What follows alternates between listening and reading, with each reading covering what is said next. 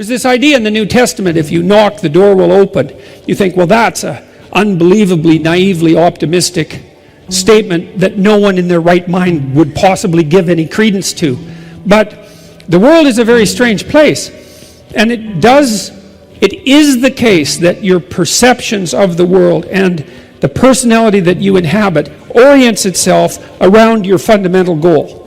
You're goal-directed creatures. You look forward. We point at everything. Like we're arrows that are aimed at, we're either aimed at something or at nothing. But we have to be aimed. And if you aim at something, then the probability that something will come out of that is radically enhanced. And it might not even be what you aim at to begin with, but that's okay, because what do you know? Like, you might be aiming wrong. If you aim and then move forward, your perspective will change, and then maybe you can shift your aim, and that's fine, but at least you're moving forward. And then the future you want to create is the future that you create. And you might as well create it, because you don't have anything better to do. The other thing that's so important to realize, and this is part of the issue with regards to fragility, is you're all in on this game. You've already staked your life on it. And so you, as far as I can tell, you might as well stake your life on something that you regard as worthwhile. Because you're staking your life anyways. And what's the alternative? You're going to stake your life on something you don't think is worthwhile? It's like, how is that an improvement? There's no improvement in that.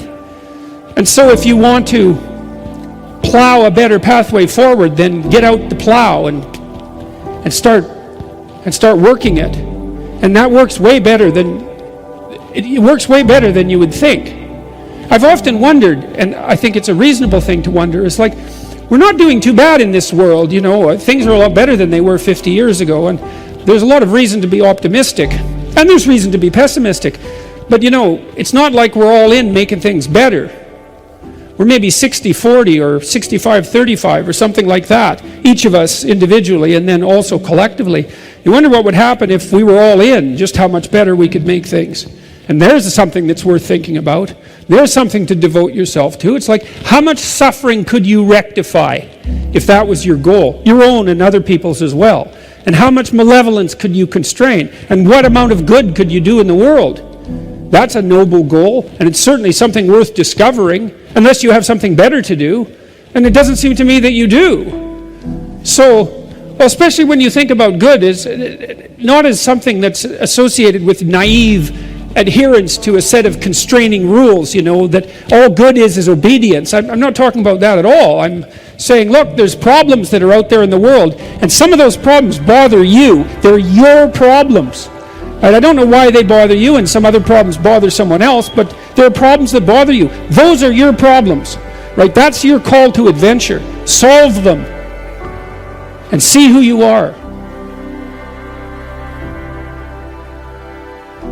Put your life together and make something better. That's the way to defeat nostalgia for the false past. And don't be so sure you can't do it. I have this program I'll tell you about very briefly because of the effects it's had that have been surprising to us because we've tested this empirically. It's called the Future Authoring Program, and it's on a site called selfauthoring.com. And it's a program that is designed to help people make a plan for their life. And it's a fairly straightforward program in some sense, although not so much in others. I might say, well, what do you want to do with your life? And you think, oh my God, I can't answer that question. It's like, that's a big question. And so you don't know. Part of the problem is it's not a very good question. It's not differentiated enough. So if you ask yourself a question that's so large you can't answer it, well, then you should ask yourself a smaller question. And so in this program, you're asked to do things. We tried to make it practical. It's like, okay, it's 3 to 5 years down the road, and you get to have what you need and want, within reason, right? Assuming you're taking care of yourself, within reason. Well, what might you want? How would you like your family interactions to be going? Siblings, parents? What about your intimate relationship? If you could have what you wanted and needed from that, just what would that look like, hypothetically? Your career or your job, because those aren't the same thing. At least maybe you could have a job that is respectable and that constitutes a valid contribution to those around you and helps justify your position in society. And perhaps you could even have a career, you know, that has some intrinsic meaning independently of that. Your education, your resistance to the temptation of drugs and alcohol and the sorts of things that knock people off the track, your care for yourself mentally and physically, your use of time productively and in an engaging manner outside of work. You could have what you wanted. What would it be? Answer it. Guess if you have to. And then write for 20 minutes about what your life could be like if all of that manifested itself. And then do the reverse. Write about what your life would be like in 3 to 5 years if you let everything about you that isn't good have full sway and take you to your own little subdivision of hell. And people are pretty aware of that. Everyone knows. Everyone I've ever talked to has some real sense of how they would degenerate if they degenerated in their own particular way. Some people would become cruel. Some people would become homicidal. Some people would become alcoholic. Some people would end up on the street. Some people would drift into prostitution. People know where their weaknesses are likely to tempt them and take them. And so then you sketch out a little hell and a little heaven, and maybe you're motivated to run from the one, which is good, and to run toward the other. And so then you have a framework for your life. And then maybe you make a strategic plan. Well, we've done that now with thousands of people in Holland and in Canada, mostly university students, well, all university students in the research studies. And we found at this little college in Canada, Mohawk College, that if you brought students in the summer in their orientation and just had them do this program, which should probably take you about 5 days if you did it thoroughly, if you had them do it really badly in an hour, that decreased the probability that the men would drop out in the first semester by 50%. It was a staggering finding, and we found findings of similar magnitude across the other studies. And the reason I'm telling you this is because a lot of the reason that people don't get what they want is because they don't aim at it. This idea that you should have higher self-esteem or that you should be happy, it's like, Jesus, it's so weak. It's so pathetic. It's like, first of all, forget it, because you're not who you should be and you don't deserve your self-esteem. And second, what good is happiness going to do you when you're unhappy? And you will be. So there's nothing in that to get you out of bed in the morning. You need an adventure, and the greater the better. And so it's back to the high seas, gentlemen. You know, out on the rolling waves where there are new continents to conquer and new things to overcome. And if you think that all the frontiers are gone, then you're not looking, because there's frontiers everywhere, and that's where you should be, right? Working diligently to expand the domain of habitable order into the chaos of potential. And that'll force you to discover who you are and to bring that into the world. And that's the role of men in the 21st century. And there's nothing about that that's anything but good for anyone. I mean, one of the things that I detest about the current collectivist ideology and the insistence that what we live in is a patriarchal tyranny is that it associates the activity of stalwart men with nothing but tyranny and power. And I think that that's dreadful beyond imagining, because it conflates bravery and courage and competence and the desire to adopt responsibility and the ability to be generous with nothing but power. And it gives men, especially young men, an excuse to be useless so that they'll be harmless, so that they won't be destructive. And none of that's helpful. It's like you're a dangerous creature, and that's a good thing. And you should harness that and discipline it towards some impossible goal, one you can barely lift, and see if you can manage to struggle uphill with it. And then things will straighten themselves out. And then we won't have to ask, well, what's the role of men in the 21st century? There are terrible problems that need to be solved. Solve them. It's within our power to solve them. It's within your power to solve the problems that present themselves to you as your problems. Solve them. That's the right solution. And there's nothing in that isn't good. And there's nothing in it that isn't like that call to adventure that can get you up in the morning when it's a difficult morning, when things have collapsed around you for one reason or another. You need a purpose for moving forward, and it has to be the sort of purpose that justifies the suffering. So that's that.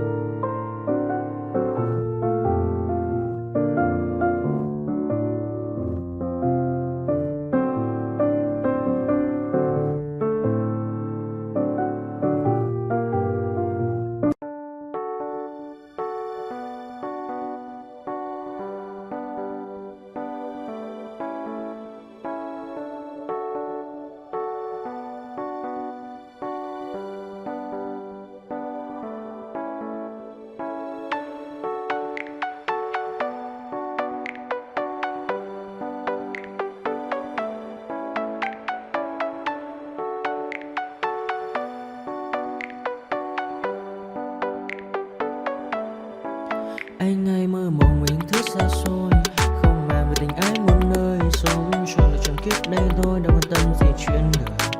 Thế mà lại ngâm tương tư, ông tầm bà mũi xe tơ, đêm nằm trộm nhớ mơ mơ về ai. Thì ra anh yêu rồi, từ ánh mắt nụ cười, từ đôi môi gọi mưa sao xuyến lòng anh. Thì ra mê em rồi, ngày hay đêm ôm lời, chỉ nghĩ đến em thôi, đó là do anh đã yêu rồi, anh đã yêu rồi, anh đã yêu rồi. Anh đã yêu rồi, anh đã yêu rồi, anh đã yêu em mất rồi.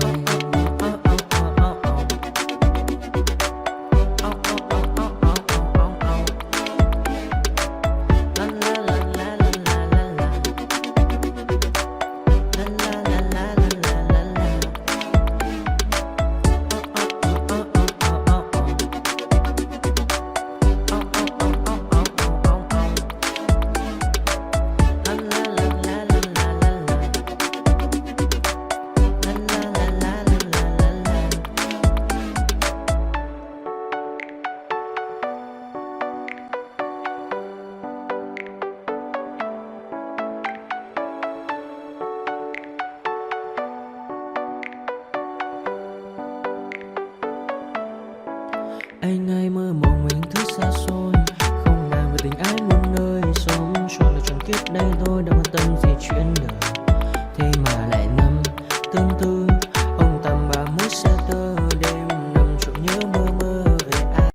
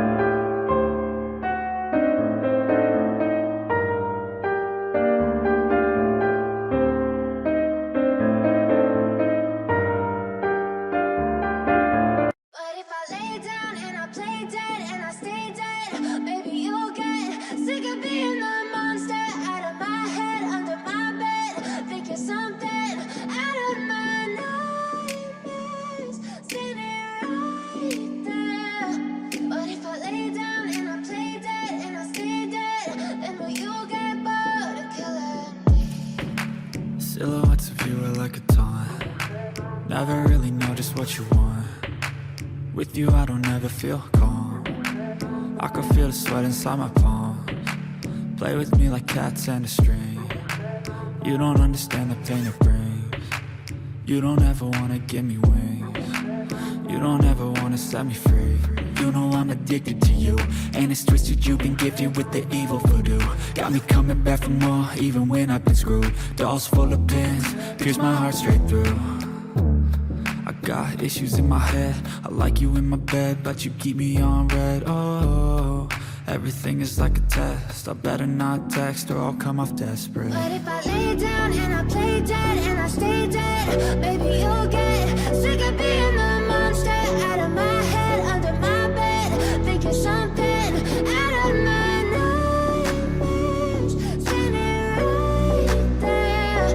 But if I lay down and I play dead and I stay dead, then will you get bored of killing? So if I play dead, will you regret everything that you did, that you said? I don't think you understand what you're doing, and my heart's black and blue from the bruising. I feel like when I'm with you I'm losing. I feel like you think that this amusing, sitting there gaslighting and confusing. Was it me? Is it me? Am I deluded? I'm the one who's always sorry, the conclusion. Even though I offer all of the solutions, I wish you loved me like I love you, it's stupid. When I'm alone with you I never feel lucid. I wish I wasn't struck by Cupid. I wish when I first saw you I knew this. When I'm with you I feel so useless, I feel diluted, my heart's been wounded. Silhouettes of you are like a taunt. Never really know just what you want. With you I don't ever feel calm. I can feel the sweat inside my palms. Play with me like cats and a string.